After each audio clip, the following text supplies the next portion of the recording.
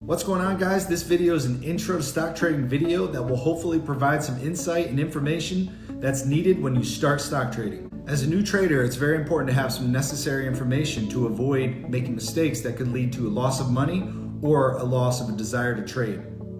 So in this video, you're going to learn stockbroker information, how the stock market works, fundamentals versus technicals, different ways to trade, and some basic terms that a new stock trader should know.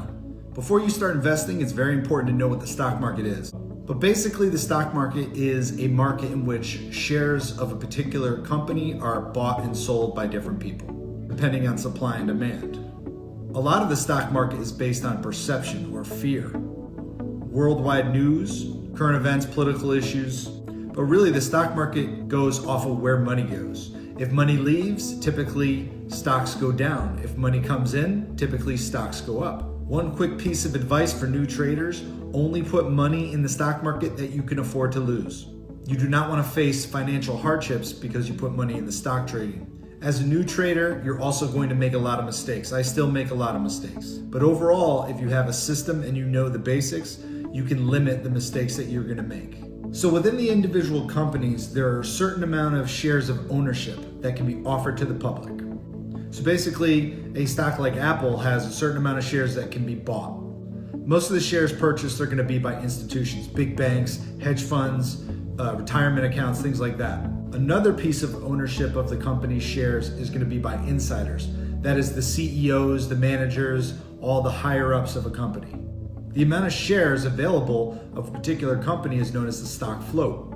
A low float stock is a very volatile stock where it doesn't take too many shares to be sold or bought for the stock price to move. A high stock float is the opposite, where there's lots of different shares available and the stock will not move as volatile. So the term shares outstanding in relation to stock float is how many of those shares are owned. And of course, the price of those stocks goes up or down based on supply and demand.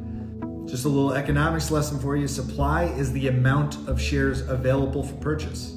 The demand is how many people and what price they're willing to pay for those particular shares is. All right, so now we're going to talk about something called the bid versus an ask. So when I first started trading, I thought that the price on the ticker was the price that you got when you hit the buy button.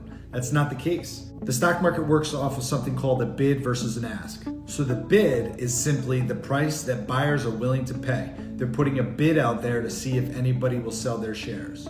The ask is the price that the owners of the shares are willing to sell it to the buyers. So basically, the bid and the ask are matched up as closely as possible, and you get the amount of shares that you want to purchase, or you sell those amounts of shares. So here's a basic stock trade example of 3 different companies. I'm going to apply $1,000 to 3 different stocks to show you what $1,000 can buy you. If you want to figure out how many shares of stock you can buy, you simply take the amount of money you have to invest and you divide it by the current price. That will give you the amount of shares you can buy with that money. Let's say I was going to buy Disney stock at $106. It's a little higher right now, but we'll use this as an example. I can purchase 9 shares. To make $100 of profit off of those 9 shares of Disney stock, the Disney stock would have to go up $11.11. All right, so the next stock is a penny stock bio that's trading at 55 cents. With $1,000, you can buy 1,818 shares of that particular stock. In order to make $100 profit, it would have to go up 5.6 cents. The third stock, General Electric, if it was trading at $8, I could afford 125 shares of General Electric. In order to gain $100 off of those 125 shares, I would need General Electric to go up 80 cents. Now keep in mind, stock movements are sort of relevant to the price. So that means penny stocks don't always fluctuate in high rates. The larger stocks have greater gains and losses a lot of times. So it's not uncommon for Disney or a Costco stock to go up a couple dollars or down a couple of dollars a day. But basically, if you want to figure out what you would make off a particular stock, you have to do your homework and do some math skills before you even start trading. Figure out what price range of stocks you want to even look into. So in order to start stock trading, you need a broker. You can actually have a physical broker, somebody who manages stocks on your behalf, or you can do it yourself by using an online brokerage. Most people in this era use an online brokerage and do their own stock trading. Some of the online brokerages that are very popular include Fidelity, E-Trade, Charles Schwab, Robinhood, TD Ameritrade. Acorn is another new popular app. Be sure to check the minimum checking account requirements before you start trading, and check if they have trade fees. Trade fees used to be as high as $15 per trade. Now, many companies have gone to $0 per trade, but you definitely want to check all of the individual companies' trade fees and their policies. Another thing you want to check with these trading platform companies is the hours and operations that you can do pre-market trading and after-hours trading. All right, so now I'm going to explain two important categories of stock trading analytics. First, we're going to talk about fundamentals of stock trading. Fundamentals are the more old school, tried and true method of determining what stock to buy. This includes all tangible statistics to a particular company. For example, earnings reports, how much revenue a company is making, how much cash flow a company has. Cash flow is after all of its expenses and payouts, how much extra money does the company have to grow. Another fundamental is whether a stock is overvalued or undervalued based on the current stock price.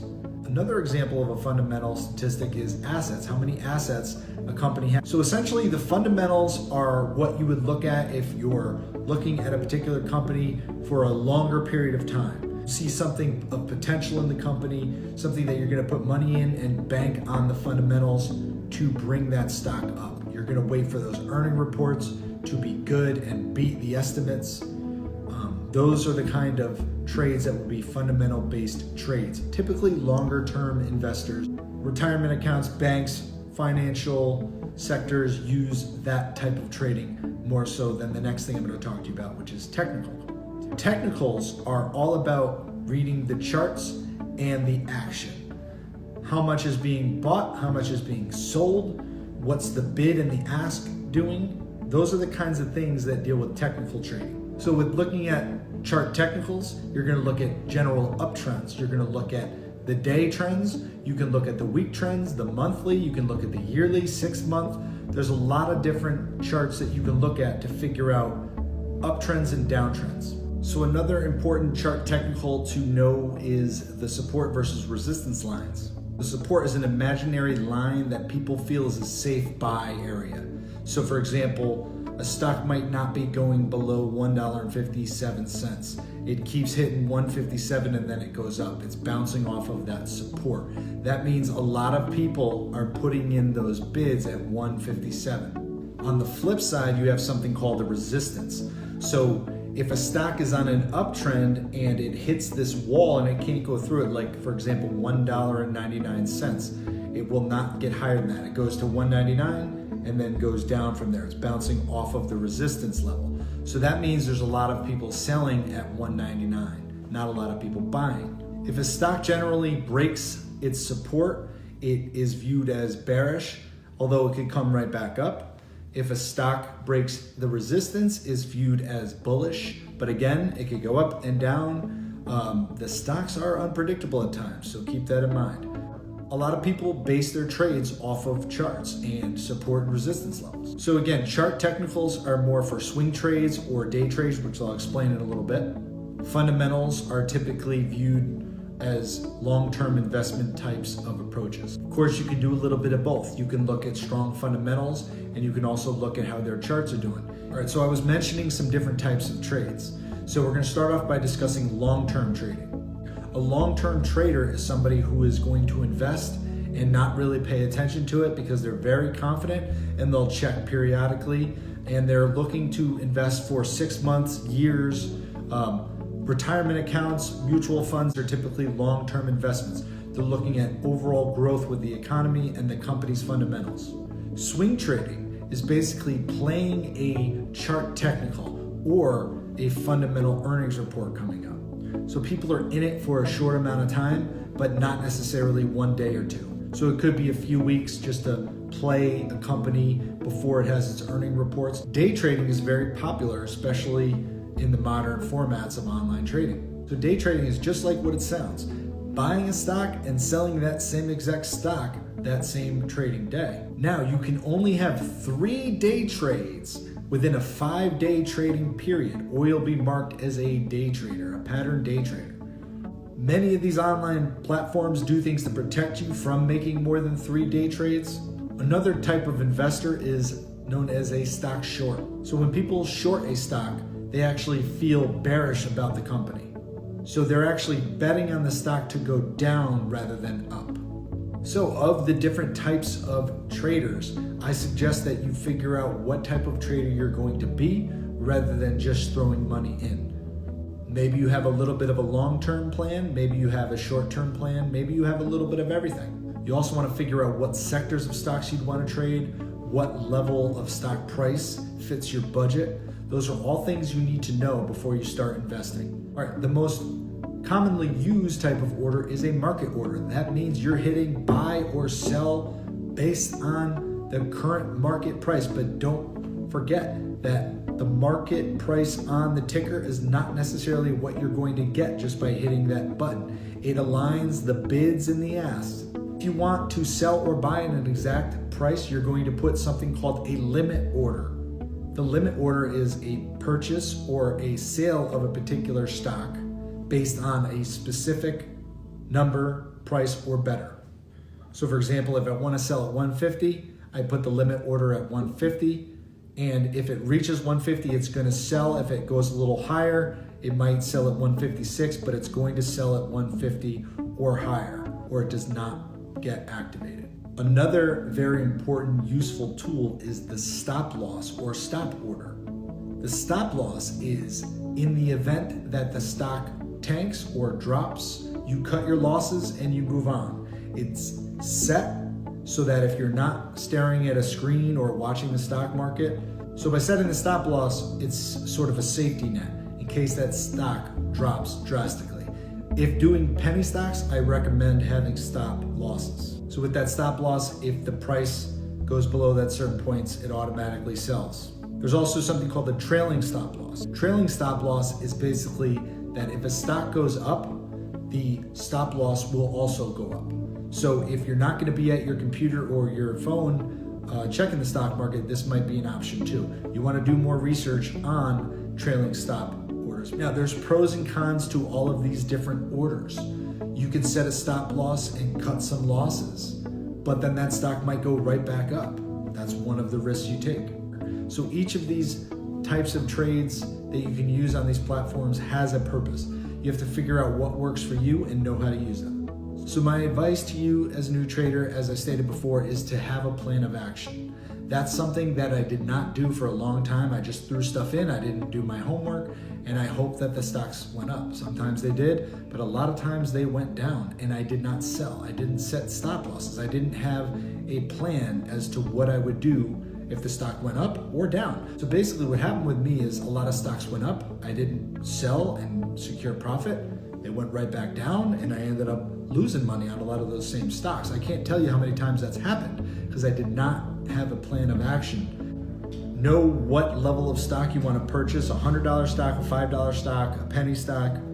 Figure out what type of trade you want to make for that stock. Do you want to day trade it, swing trade it, etc.? What is your goal profit for that stock? So while you're waiting for your money to clear in your stockbroker account, I suggest practicing. Pretend that you have a certain amount of money and practice buying stocks and see how they do. Just chart it with a piece of paper. See if you win or lose.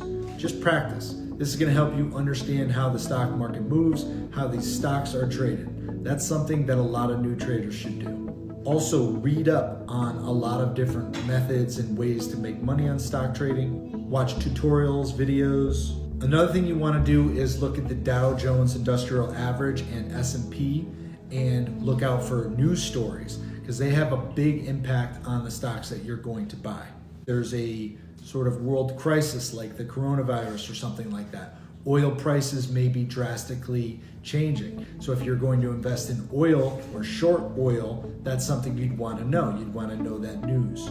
You also want to know when earning reports are coming out for a particular company. And you want to know if you want to stay in that stock during earnings, because a lot of times stocks go up or down and it's kind of a gamble at the earnings report time. Learn as many of the fundamentals as possible. Learn how to read an earnings report. Learn how to use a stock screener. Basically a stock screener like Fidelity or whatever platform you're using, or FinViz is another good one. You can basically screen out stocks that you don't want, and you can focus on things that meet your criteria.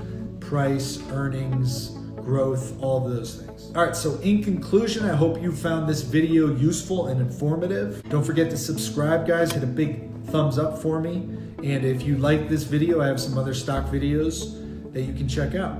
All right, guys, see you next time.